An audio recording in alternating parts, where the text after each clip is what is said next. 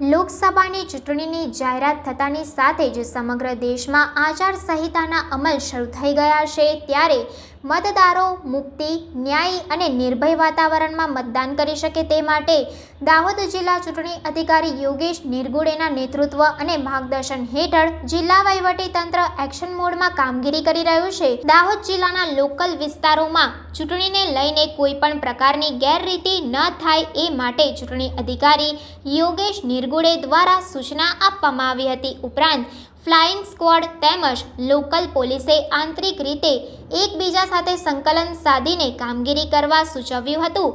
Strong રૂમના protection માટે તેમજ મત કેન્દ્રોના રૂટ નક્કી કરીને દાહોદ જિલ્લાના સરહદી વિસ્તારોમાં તેમજ અંતરિયાળ વિસ્તારોમાં થતી શંકાસ્પદ હલનચલનની જાણકારી કરવા ત્યાંના સ્થાનિકોને જરૂરી જાણકારી સહિત માર્ગદર્શન આપી આચારસંહિતાનો ભંગ ન થાય તેની સંપૂર્ણપણે તકેદારી રાખવા જણાવ્યું હતું.